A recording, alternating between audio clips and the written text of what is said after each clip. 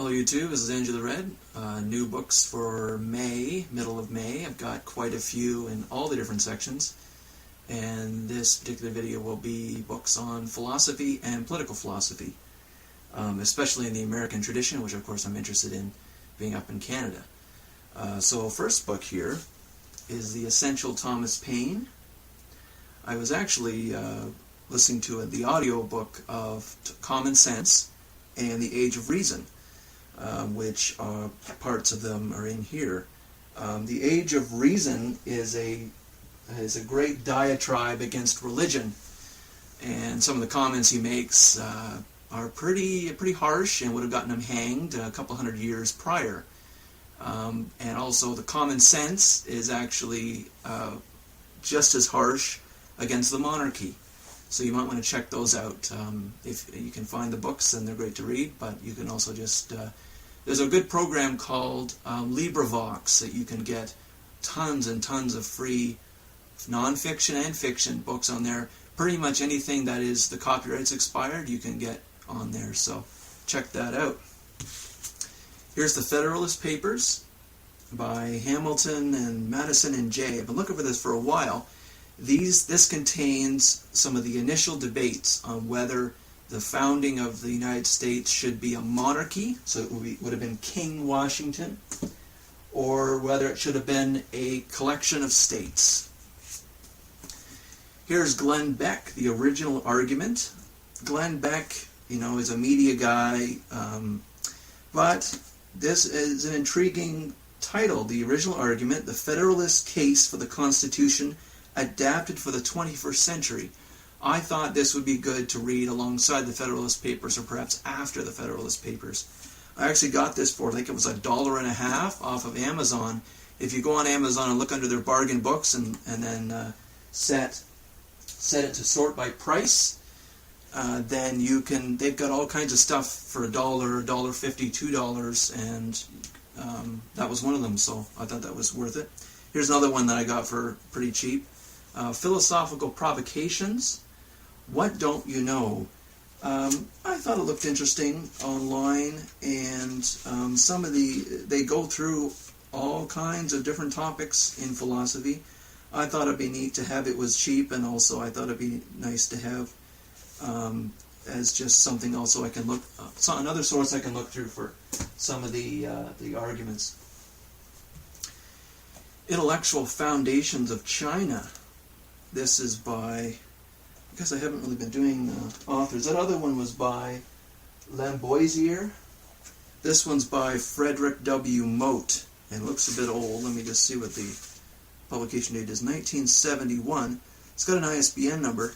It's interesting, the number of books I've had to put into my phone as an app I use on my phone. I used to use BookDroid, and the creator of it stopped updating it. It was a fantastic app. Unfortunately, though, it's not updated, and also it uses memory on the internal instead of the SD card.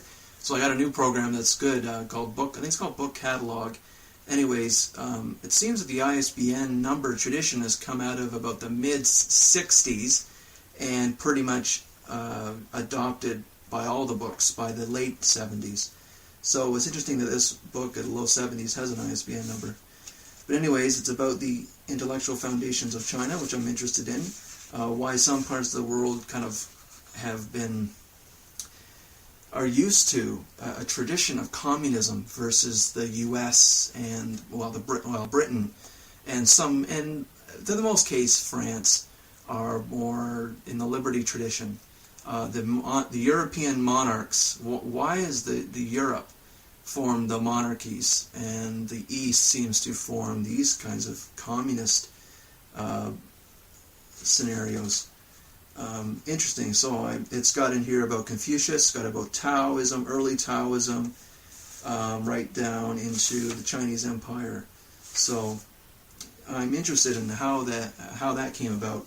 Could there have been an alternative history in which the East formed liberty and the West formed communism? Who knows?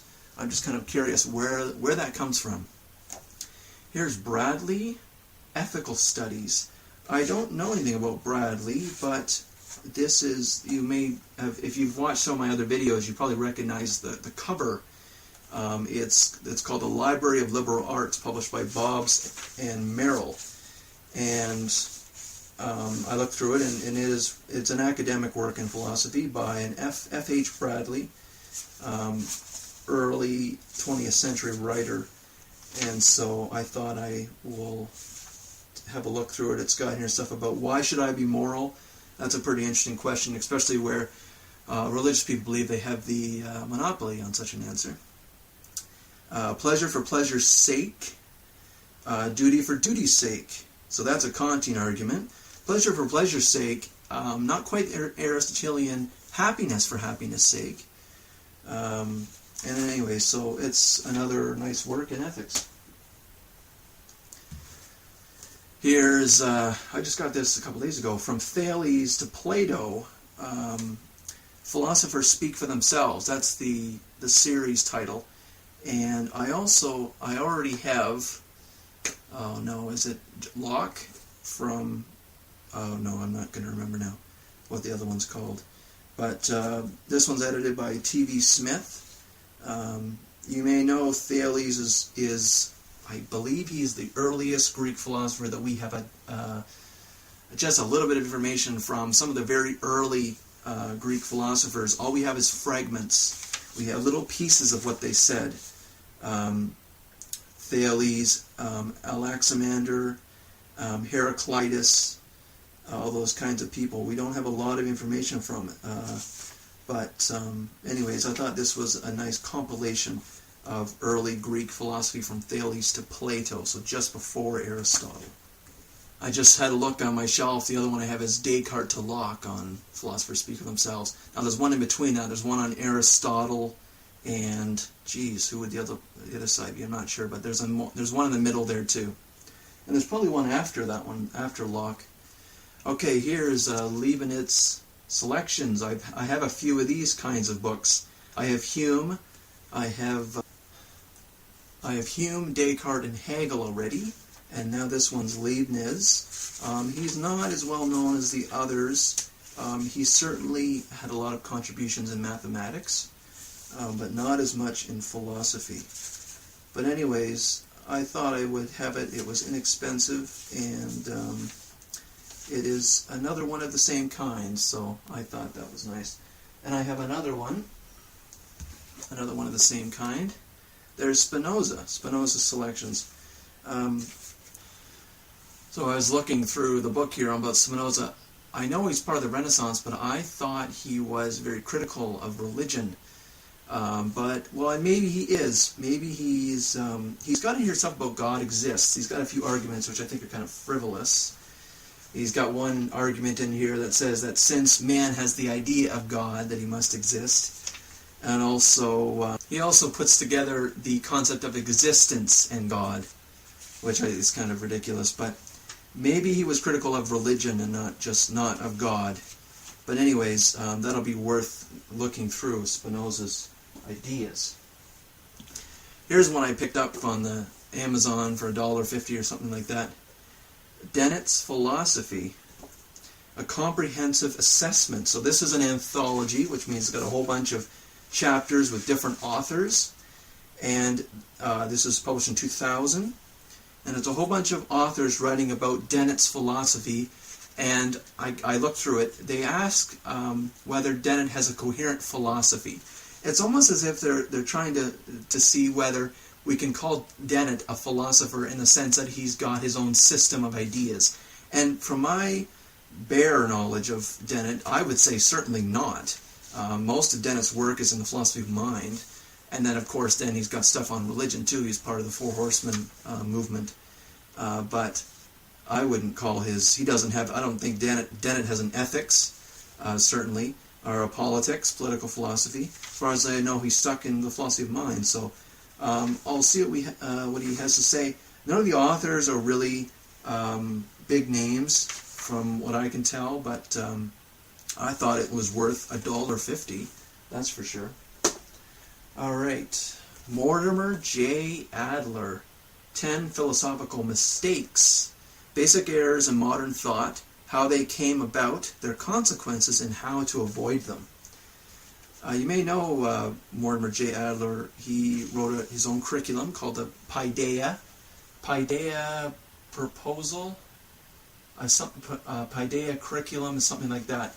He is certainly a liberal education guy, believes in a lot of the classics, and he's also written, I've got a book by him called The Great Ideas. He also wrote the Great Works, a whole bunch of volumes, and there's a book on how to read other books and all kinds of stuff. Also, I'm still getting around to it, but he wrote a book called How to Read, I think it's called How to Read a Book? I'm not sure yet, but I'm planning to do a series on it. Anyways, 10 Philosophical Mistakes, published in 85.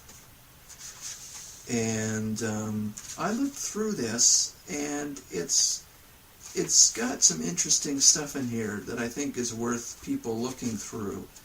For example, let me give you a taste. I'll give you the first one, and he says is the most important error. He's got them in descending order, so the most important stuff he has first. So I'll give you the first page in a little bit here. So the title is, Chapter 1, the title is Consciousness and Its Objects. When we are sleeping and not dreaming, we are unconscious. When we describe ourselves as unconscious, we are in effect saying that, and he has 4 points here, we are unaware of whatever is happening in the world around us, or even in our own bodies. We are apprehending nothing. We are aware of nothing. Our minds are blank or empty, and we are experiencing nothing or are living through an unexperienced interval of time. To say that we are aware of nothing or apprehending nothing is equivalent to saying that we are perceiving nothing, remembering nothing, imagining nothing, thinking of nothing. We might even add that we are sensing nothing and feeling nothing. And so he asks what he calls the pivotal question. When we are conscious, what is it that we are conscious of? There's a contention in philosophy regarding whether one is conscious first and then perceives the world, or whether one perceives the world and then one knows that one is conscious. Kind of the Descartes argument is the first one. But I would agree that it is certainly an issue in philosophy, but this seems to be a good text for getting at where he believes some of the major errors are made. Okay, one more for philosophy. This is a textbook, but the author is significant, I think. So this is an introduction in philosophical analysis. This is the second edition. This is by John Hospers. There's a third edition out, and I actually grabbed it from the library to see what the differences are. But this is supposed to be a good text in philosophy. This was written originally in 53, and then the second edition is 67. And it's got here the typical titles or chapters. I read somewhere, I'm not going to remember where now though. The first chapter was supposed to be very good. It's called Meaning and Definition. It's supposed to be about languages, or language. It's supposed to be very good. So anyways, it's got all the standard stuff that you'd see. Knowledge, truth, empirical knowledge, cause, determinism and freedom, metaphysics, religion, knowledge of the physical world, ethical problems. So, alright, that's it for philosophy for May.